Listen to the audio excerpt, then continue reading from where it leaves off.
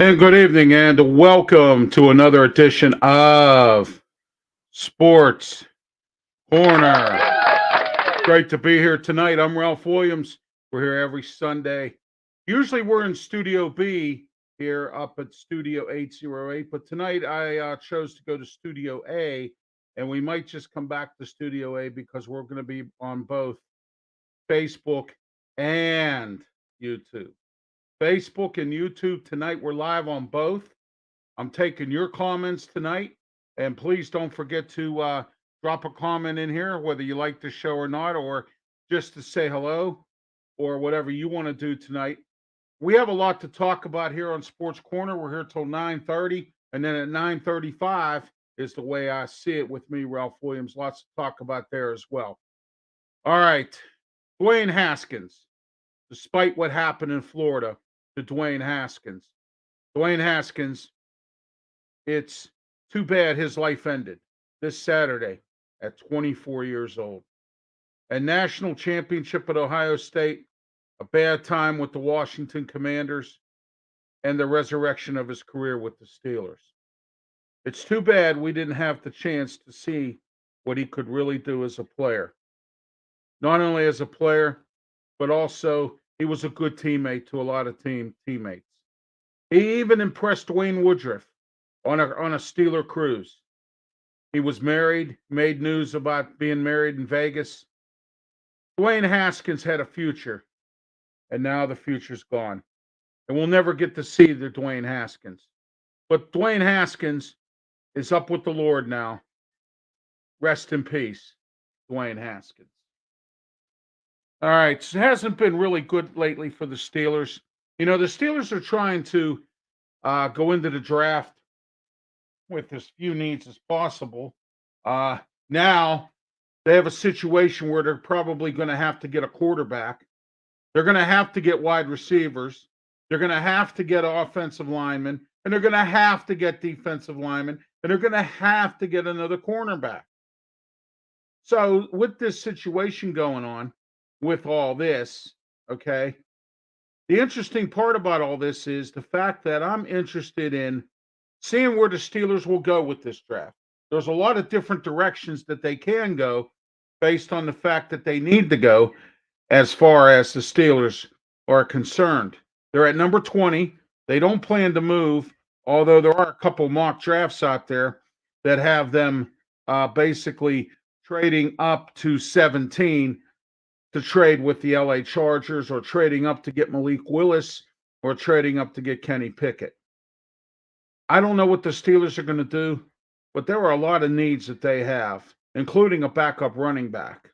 They need to go out and get a good free agent backup running back, somebody that's sitting out there that's pretty decent, that can back up not only just, also can back up Najee Harris, because Benny Snell, he stinks. Kalen Balash is about average. So maybe they'll find somebody as an undrafted rookie free agent that'll make a spark. I'd like to see what Anthony McFarland's going to do. So we'll find out. The wide receiver core is skimmed down to just Chase Claypool right now and Deontay Johnson. All right. Juju's gone. Ray's gone. And James Washington is gone. Your comments in the chat line, Facebook, YouTube. We're on both tonight. Isn't this great? It's Sunday night. Where are you tonight, Pittsburgh? Where is everybody nationwide that's watching my show here on either Facebook or YouTube? And it's great to be here. All right. Steelers, let's talk about the Steelers here. They've been talking with Heinz Kraft in regards to trying to keep the name Heinz Field. We'll see how that works out. So far, they have been in some negotiations. Signed Robert Spillane this week to a new contract. He got a one-year deal. He's a restricted free agent. And they also announced that there are some circulated rumors out there for two candidates for their GM job. And they haven't yet announced who their GM is going to be. And I really wish they would do that, because they keep keeping everybody in a puzzling mode as well. I spoke with a few of my colleagues out there. Some of them think that they're using the quarterback routine in the draft as a smokescreen to deter other teams from taking who they want. All right, which is a good idea. I don't go against that at all, but that's not a bad thought right there. As far as if the Steelers decide to do that, the two front runners, from what I'm told, from two different well-known people I know down at the Steeler office, Brandon Hunt and Andy Weidel. Andy Weidel worked for the Philadelphia Eagles. He's their head of scouting, and so he is one of the finalists. And Brandon Hunt, who is the assistant to Kevin Colbert. That wouldn't be a bad thought. He knows the system. He knows what the Steelers want. He's works with Omar Khan, works with Kevin Colbert. Even though Kevin Colbert's going to stay on in the organization in some kind of other capacity, maybe his job might be to supervise scouting. We're going to find out. You know about the tragedy of Dwayne Haskins. No one has to recite it. It's everywhere. It's sad to hear about Dwayne Haskins, age 24. He has my condolences from my family to his and Steeler Nation. The problem is now we have to now go out and get a quarterback. We really didn't have to, based on what we have. Mitch Trubisky, Mason Rudolph, and Dwayne Haskins. Well, Dwayne Haskins, unlike Mason Rudolph, at least showed up at Mitch Trubisky's house for a little summit. What he wanted to do was get to know everybody, become a leader. And that's great. I'm glad Mitch Trubisky's becoming a leader. I'm super duper about that, and I'm glad that he is. But what I'm saying about this whole thing is that for some strange reason, Mason Rudolph didn't attend, and neither did Deontay Johnson. Deontay Johnson, on the other hand, is asking for $90 million, and he wants a new contract. He has his contract's up next year, or the end of, he has one more year left in his contract. So I don't think the Steelers are going to give it to him. I don't think they should. I think they need to go out and really get some guys. If Jarvis Landry's still sitting out there, they need to sign him. They need to bring in a couple of experienced veterans. Eli Rogers did not show up for his USFL practice for his team. Eli Rogers is still sitting out there. The good news about Eli Rogers is he is sitting out there and would come back to the Steelers most likely. So there we are with that there. All right. With the fact, as I mentioned before, does this change the strategy? Does it change the strategy at all for the Steelers based on the death of Dwayne Haskins? Yes, it has to. It has to change the strategy because they either have to go out and get another backup or they're going to have to go in the draft and get a quarterback. Now, there's some reasonable backups out there because I think Mike Tomlin and the gang of coaches there want to put this up for a competition this year. And I said this many times, this is the very first year, except for the big-time Ben injury to his elbow and some injuries here and there, he has not had to go to a full season without a franchise quarterback. So he's starting this year without a franchise quarterback. And this is going to be the first time in 15 years that he's going to be able to do that, because a lot of people don't realize Mike Tomlin, when he got started as a head coach here, Ben Roethlisberger was already here. What kind of luxury is that? And there are a lot of people out there who will tell you that, oh, well, Ralph, you don't know what you're talking about. Yeah, I do know what I'm talking about because it's the truth. Okay, the fact of the matter is Mike Tomlin inherited Ben Roethlisberger. And that's how he won his one Super Bowl that he has won. Okay? And he lost one as well. All right? So, but let's take a look at the AFC North. I think the Steelers can compete this year. And, I'm going to repeat what my friend Luther Dupree said from Steel City Sports World and the Boxing Authorities. The Steelers and also Smokin' Jim Frazier said the same thing, my co-host on my Sports Corner TV show on PCTV. He also said the Steelers are just a few little nuts and bolts away from competing. But now they're really deep. They really need to get some players in here because they're losing wide receivers. Their third string quarterback, and it's a big mess this year. But I think the Steelers can handle it. Let's let Kevin Colbert go out with a good note. Coming up the Tuesday before the draft. We will have a draft show on my podcast. And it might be a special 2-hour show. All right. I'm going to have some special guests on. I'm putting the lineup together right now. And also stay tuned too, because on PCTV, we're going to try to have a draft show. I have to see what the station has in studio time, and I have to round up everybody. So I'm working on doing that as well.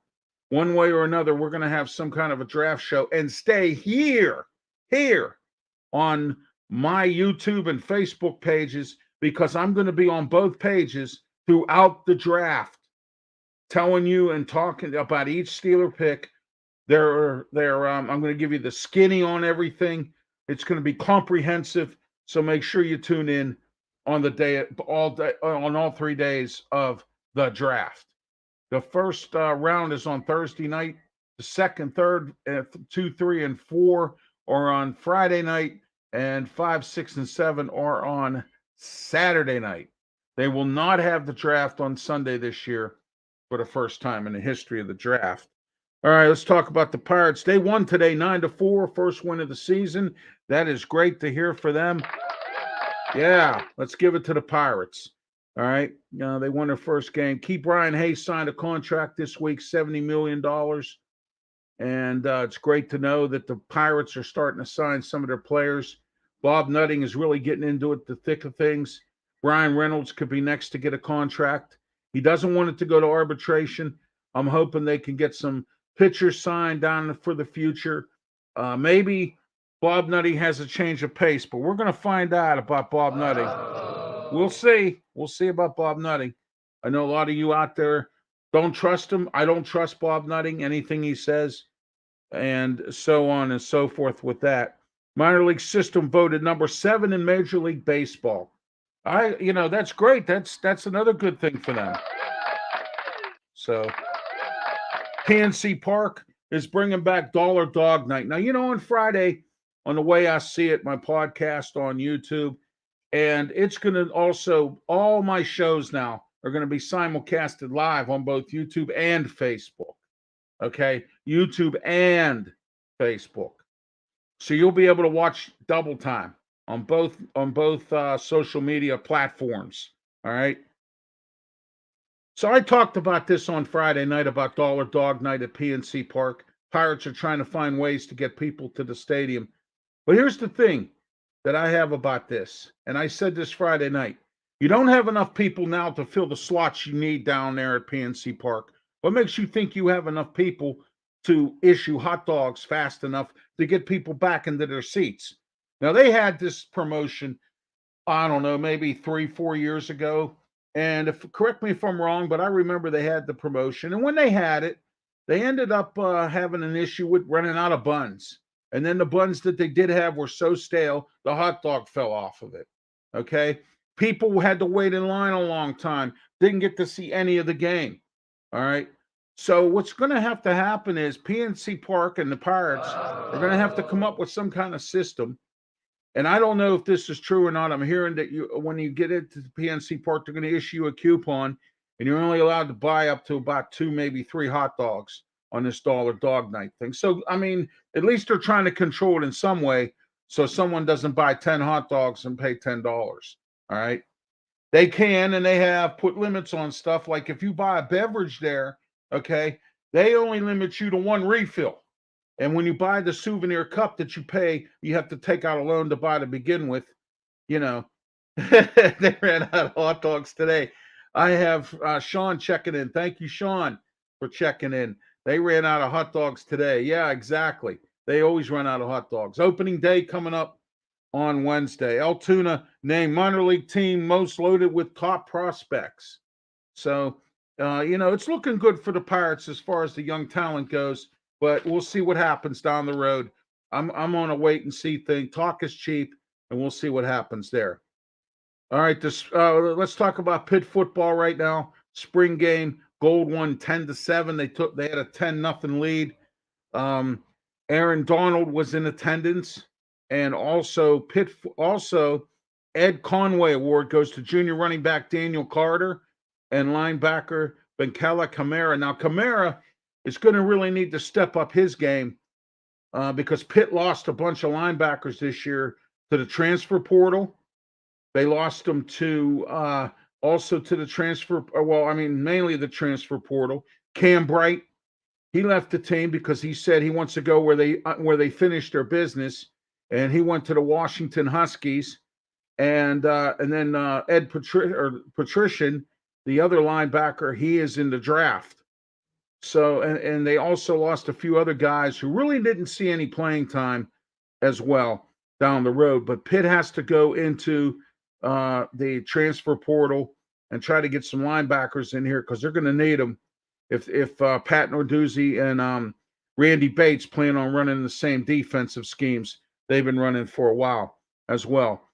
Don't forget the first game is Labor Day weekend, and it's against West Virginia. It's the Friday of Labor Day week before Labor Day weekend. They are playing West Virginia at Heinz Field, and let's hope they don't have to play a lot of catch up.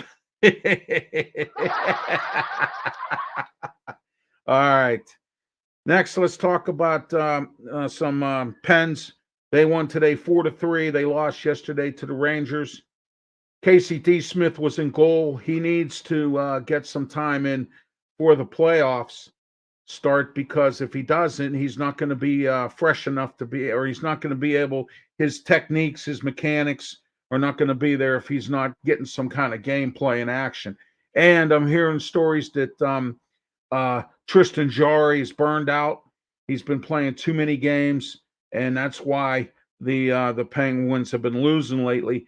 But they need to really get their step up and get moving because I got to tell you something right now. They're going to be behind the 8 ball if they don't. All right. They have a lot of teams in front of them with a lot of skill. You got the Rangers, the Carolina Hurricanes, and you have Boston creeping up, the New York Islanders. You have a bunch of teams that are creeping up on or will be involved with the playoffs with the Penguins. Look at the Capitals. Wilson, 2 games in a row, scored some goals. And Wilson's not a goal scorer. He's mostly a rough, rugged kind of guy. And he scored some goals in the last 2 games, and he normally doesn't do that. But as long as the Pens can stay healthy, the goaltending can work, and the defense can get its act together, I think the Penguins can move through the playoffs. But we're going to find out what they do because somehow or another, they're going to run into the buzzsaw of another team that's more hungrier and plays better than them. And we're going to find out how that goes. All right, next, Duquesne basketball. Duquesne basketball is getting commitments from former VCU and JUCO guard Trey Cook. Duquesne basketball and Keith Danbroth, they have to clean up their act there. They lost a lot of their players again to this transfer portal. Some of the guys that he brought in this year are staying, which is good news for Keith Danbroth. And here's the story I'm hearing, and I'm going to get the truth one way or another. I got a reporter that I know. I'm going to try to get him on. He covers Duquesne. I'm going to try to get him on my Tuesday night podcast and see what happens there. The reason I want to get him on is he could tell us exactly what is going to be going on with Duquesne basketball. Because right now, Keith Danbroth's going to be on the hot seat after this season. And the reason I say that is because the alum, the student body, and the administration is really frustrated with him simply because he had a new facility this year and the team stunk up the joint. And, Duquesne's starting to have some serious thoughts about Keith Danbroth right now. I don't know if you can bring anybody in any better to coach the team. But I do know this. Keith Danbroth's in his 60s, I'm told. I'm also told he's been coaching for 40 years. I heard he ran out of patience with last year with the team from 2 years ago. That's why they all left. He said that it was terrible, and he wanted them out, and he couldn't deal with them. All right, you could be like Sean and comment right here on the comment section tonight here on Sports Corner. I'm on both platforms tonight. Facebook and YouTube, and I'm going to be on both platforms from now on all my shows coming up. I'll explain about my other shows coming up towards the end of the broadcast here. Pitt basketball pursuing Philip Alston from they were pursuing Philip Alston from California, PA. He decided to go to Loyola Chicago instead. has done that. Now they're reaching out to Wichita State transfer Dexter Dennis. Well, Pitt basketball's another one. They're having some issues there. One of them is with uh, Jeff Capel's brother. I told you what I know. His brother is an assistant with the team. Jeff Capel is the only coach in the entire NCAA that has 4 assistant coaches that once coached that once were head coaches for another basketball team or for another program. Okay, no one else has what he has. But the problem that Capel has is that he's not going to fire his brother, who's an assistant there, who's causing these players to leave. Okay, I hear he's a jerk. I hear he's not friendly or not sociable or not coaching with these players, putting them down, things like that. These players don't need to do that. And with the transfer portal now, it's only hurting the program even more when Jeff Capel's brother is going to act like that. All right. So Heather Lyke, who I think doesn't have the spine to fire anybody, I don't think she's going to fire Jeff Capel simply because he has a $15 million buyout. And not only that, he has 1 year left on his contract. Pitt doesn't want to have to eat that.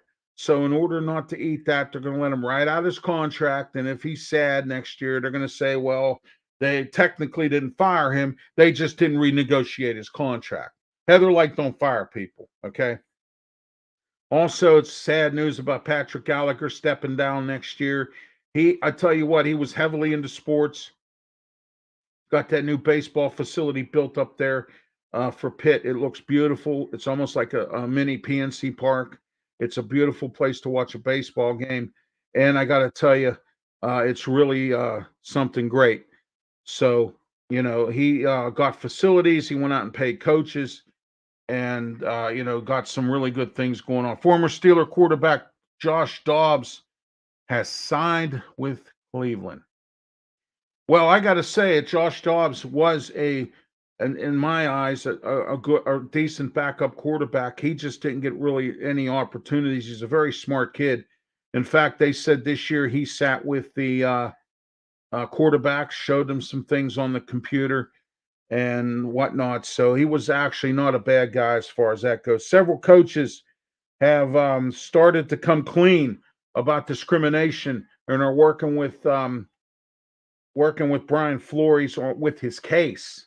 All right, so you got a bunch of coaches now starting to come around and starting to help Brian Flores with his lawsuit against the NFL. The XFL hit with a cease and desist order by a media company founded by Sue Bird.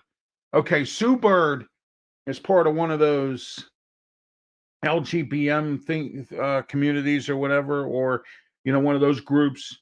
And she's got a bunch of women in her group that are lesbians. And apparently he had he's using their media company to broadcast his ads for the XFL. Well, according to her, Sue Bird, she doesn't want those ads on her network. So that's what's going on. And The Rock is now being hit with a cease and desist order on that. And The Rock, let's see what The Rock has cooking. All right. Okay, next, former Notre Dame quarterback Brady Quinn criticizing Notre Dame for scheduling its first FCS team opponent in 2023. Brady Quinn needs to go somewhere. And I want to say Juana is checking in here. She's saying hello. Hello, Juana. It's great to have you on the show. Sean chimed in earlier, said they ran out of hot dogs today, too. So, when I was talking about the hot dogs, ran out of hot dogs at PNC Park. Great to have you folks commenting tonight. We're on both platforms, Facebook and YouTube, and that's where we're going to be from now on both platforms with all of my shows. And I'll come up with the schedule for that in a few moments. All right, next, Dallas Cowboy Hall of Famer Rayford Wright passes away at age 76. Sad to hear about that. My condolences to his family. And also Arch Manning, is a relation to the Arch Manning, he's a relation to Peyton Manning and all them. So he is visiting Texas, Alabama, Georgia, and Virginia. Oh my gosh. Can you imagine Arch Manning being in the ACC and Pitt has to put up with him? Oh my gosh. I don't even want to go there. Former Pitt basketball legend and Brandon Knight signed a 2-year contract extension to coach Rutgers.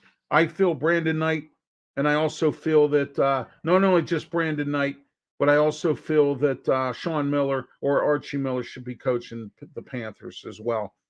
New York Yankees have been trying to sign star Aaron Judge. They haven't been able to. He probably has Scott Boras for an agent. You know how Scott Boras is. He's a real jerk. He tries to inflate everything and make teams really dig in their pockets for everything. All right. Juana has chimed in again saying, great, when I mentioned about the 2 platforms. You can now watch my show on live. Cleveland Guardians, formerly known as the Cleveland Indians, locked down outfielder Myles Straw to a 5-year contract. Riverhounds win yesterday 4-3. And in golf, Scotty Scheffler wins his first Masters. So that's all I have for tonight.